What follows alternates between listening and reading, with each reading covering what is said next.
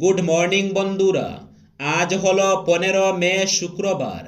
আজকের বরাক উপত্যকা তথা আসামের শ্রীভূমি, শিলচর, হাইলাকান্দি এবং ভারতের বিভিন্ন প্রান্তের আজকের সকালের বিশেষ বিশেষ খবরগুলি হলো: মুখ্যমন্ত্রী হিসাবে দ্বিতীয়বার দায়িত্ব গ্রহণের পর কর্মব্যস্ততার মধ্য দিয়েই দ্বিতীয় দিন কাটালেন রাজ্যের মুখ্যমন্ত্রী হিমন্ত বিশ্ব শর্মা। বৃহস্পতিবার একের পর এক গুরুত্বপূর্ণ বৈঠকে রাজ্যের বিদ্যুৎ পরিস্থিতি, কামাখ্যা মন্দির প্রবেশ করিডোর প্রকল্প এবং অ্যাডভান্টেজ অসম 2.0 এর অগ্রগতি নিয়ে বিস্তারিত পর্যালোচনা করেন তিনি। রাজ্যের বিদ্যুৎ পরিস্থিতি নিয়ে অনুষ্ঠিত বৈঠকে মুখ্যমন্ত্রী বলেন, গত বছর অসমে বিদ্যুতের সর্বোচ্চ চাহিদা ছিল 2950 মেগাওয়াট। চলতি গরমে সেই চাহিদা বেড়ে 3100 মেগাওয়াটে পৌঁছাতে পারে বলে আশঙ্কা করা হচ্ছে। সম্ভাব্য পরিস্থিতির মোকাবেলায় রাজ্যের 3 প্রধান বিদ্যুৎ বিতরণ সংস্থাকে প্রয়োজনীয় প্রস্তুতি গ্রহণের নির্দেশ দেওয়া হয়েছে। পাশাপাশি তাপবিদ্যুৎ, সৌরশক্তি এবং পাম্পড স্টোরেজ বিদ্যুৎ প্রকল্পগুলির অগ্রগতিও পর্যালোচনা করা হয়েছে, যাতে ভবিষ্যতে অসমে বিদ্যুতের ঘাটতি না হয় এবং উদ্বৃত্ত বিদ্যুৎ সংরক্ষণ নিশ্চিত করা যায়। এরপর মা কামাখ্যা মন্দিরকে ঘিরে গড়ে ওঠা প্রবেশ করিডোর প্রকল্পের অগ্রগতি নিয়েও পৃথক বৈঠক অনুষ্ঠিত হয়। মুখ্যমন্ত্রী বলেন, অধিকাংশ আইনি জটিলতা ইতিমধ্যেই মিটে গিয়েছে এবং খুবই শীঘ্রই প্রকল্পের কাজ আরও দ্রুতগতিতে এগোবে। দেশ বিদেশ থেকে আগত ভক্তদের জন্য আরও উন্নত ও নিরবচ্ছিন্ন দর্শন ব্যবস্থাই সরকারের মূল লক্ষ্য বলেই উল্লেখ করেন তিনি। একই সঙ্গে অ্যাডভান্টেজ অসম 2.0 প্রকল্প নিয়েও গুরুত্বপূর্ণ পর্যালোচনা বৈঠক হয়। মুখ্যমন্ত্রীর দাবি, 2025 সালের ফেব্রুয়ারিতে ঘোষিত 5 লক্ষ কোটি টাকারও বেশি বিনিয়োগ প্রতিশ্রুতির প্রায় 60% ইতিমধ্যেই বাস্তবায়নের উন্নত পর্যায়ে পৌঁছেছে। একাধিক প্রকল্পের কাজও শুরু হয়েছে। এই বিনিয়োগ কার্যকর করতে আগামী দিনে শিল্পপতি ও সংশ্লিষ্ট অংশীদারদের সঙ্গে ব্যক্তিগতভাবে বৈঠকে বসার পরিকল্পনার কথাও জানান তিনি। মুখ্যমন্ত্রীর মতে, এই সমস্ত বিনিয়োগ পুরোপুরি বাস্তবায়িত হলে তা অসমের অর্থনীতি ও শিল্প উন্নয়নের ক্ষেত্রে যুগান্তকারী পরিবর্তন আনবে। দ্বিতীয় বিয়ে করে জেল হাজতে ঠাঁই হলো এক ব্যক্তির। ঘটনাটি হুজাই জেলার মুড়াজারের।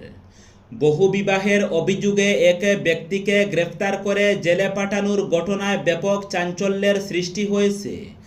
গ্রেফতার হওয়া ব্যক্তির নাম আনোয়ার হোসেন। জানা গেছে, আনোয়ার হোসেন প্রথম স্ত্রীর সঙ্গে বৈবাহিক সম্পর্ক বজায় রেখেই অন্য এক মহিলার সঙ্গে পরকীয়ায় জড়িয়ে দ্বিতীয় বিয়ে করেন। বিষয়টি প্রকাশ্যে আসার পর পরিবার ও স্থানীয় মহলে তীব্র প্রতিক্রিয়ার সৃষ্টি হয়। পরবর্তীতে প্রথম স্ত্রী মুড়াজার থানায় লিখিত অভিযোগ দায়ের করলে পুলিশ দ্রুত তদন্তে নামে। অভিযোগের ভিত্তিতে মুড়াজার থানায় 75-26 নম্বর মামলা রুজু করে আনোয়ার হোসেনকে আটক করা হয়। পরে দীর্ঘ সময় ধরে তাকে জিজ্ঞাসাবাদ চালায় পুলিশ। এরপর আইনি প্রক্রিয়া সম্পন্ন করে অভিযুক্তকে হুজাই শঙ্করদেব নগর আদালতে হাজির করানো হলে আদালত তাকে জেল হাজতে পাঠানোর নির্দেশ দেয়। মূল্যবৃদ্ধি ঠেকাতে চিনি রফতানিতে নিষেধাজ্ঞা কেন্দ্রের, উদ্বেগে আন্তর্জাতিক বাজার। 30 সেপ্টেম্বর পর্যন্ত কার্যকর থাকবে নির্দেশ। দেশের বাজারে মূল্যবৃদ্ধির চাপে নিয়ন্ত্রণে রাখতে বড় সিদ্ধান্ত নিল কেন্দ্র সরকার। অবিলম্বে কাঁচা, সাদা ও পরিশোধিত চিনির রপ্তানির উপর নিষেধাজ্ঞা জারি করা হয়েছে। আগামী 30 সেপ্টেম্বর 2026 পর্যন্ত এই নির্দেশ কার্যকর থাকবে বলে জানানো হয়েছে। দেশের অভ্যন্তরীণ চাহিদা মেটানো এবং খাদ্যপণ্যের দাম নিয়ন্ত্রণে রাখতেই এই পদক্ষেপ বলে মনে করা হচ্ছে। বুধবার বৈদেশিক বাণিজ্য নিয়ন্ত্রণ দফতরের তরফে প্রকাশিত বিজ্ঞপ্তিতে জানানো হয়েছে, পরবর্তী নির্দেশ না দেওয়া পর্যন্ত চিনির রপ্তানি বন্ধ থাকবে। পশ্চিম এশিয়ার সংঘাত, জ্বালানির ক্রমবর্ধমান দাম এবং আন্তর্জাতিক সরবরাহ ব্যবস্থায় অনিশ্চয়তার কারণে খাদ্যপণ্যের মজুত সংরক্ষিত রাখতে আরও সতর্ক অবস্থান নিয়েছে কেন্দ্র। ক্ষমতায় এসে মন্ত্রিসভার প্রথম বৈঠকেই অভিন্ন দেওয়ানি বিধি কিংবা ইউসিসি চালু করার কথা ঘোষণা করেছে হিমন্তের সরকার। ফলে শুরু হয়েছে বিতর্ক। বিজেপি সরকারের এই সিদ্ধান্তকে পশ্চাৎগামী সিদ্ধান্ত বলে শুরু হয়েছে বিরোধিতা। অসমীয়াত্বকে পেছনে ফেলে গেরুয়া বাহিনীর হিন্দুত্বকে প্রতিষ্ঠা করার অভিযোগ উঠেছে। তাছাড়া বহুবিবাহ প্রতিরোধ, বিয়ের ন্যূনতম বয়স, রেজিস্ট্রেশন বাধ্যতামূলক করার পৃথক আইন থাকা সত্ত্বেও কেন প্রয়োজন ইউসিসি উঠেছে এই প্রশ্ন।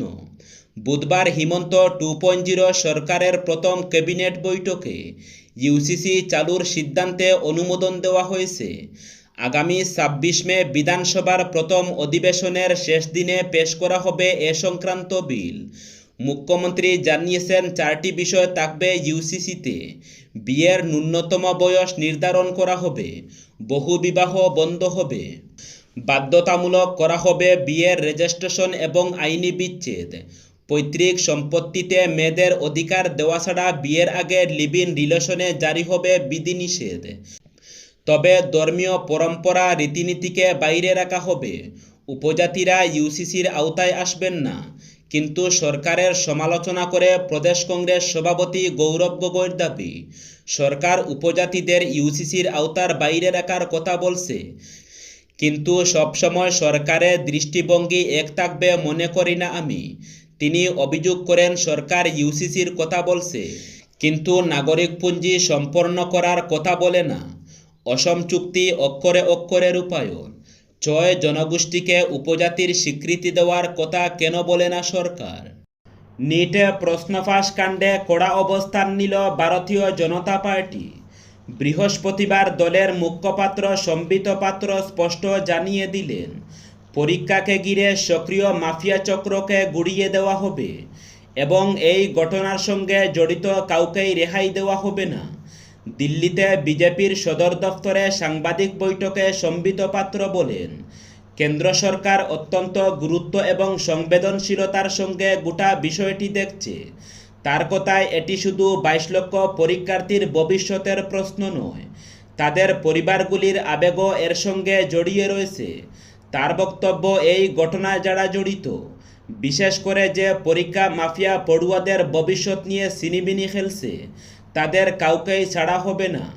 উল্লেখ্য, গত 3 মে স্নাতক তদন্তকারী সংস্থার দাবি, রাজস্থানের অন্তত 1000 পরীক্ষার্থীর হাতে পৌঁছে গিয়েছিল ফাঁসুয়া প্রশ্নপত্র। ঘটনায় ইতিমধ্যেই রাজস্থান, মহারাষ্ট্র এবং হরিয়ানা থেকে 5 জনকে গ্রেপ্তার করেছে কেন্দ্রীয় তদন্তকারী সংস্থা। পাশাপাশি এই চক্রের সঙ্গে জড়িত সন্দেহে আরও 14 জনকে জিজ্ঞাসাবাদ করা হচ্ছে। প্রথম দিকে রাজস্থানের শিকড়কে প্রশ্নফাঁসের মূল কেন্দ্র বলে মনে করা হলেও তদন্তকারীদের ধারণা এই চক্রের শেকড় অন্য কোথাও ছড়িয়ে রয়েছে। অবৈধ অনুপ্রবেশ রুখতে আরও কঠোর অবস্থান নিল অসম সরকার।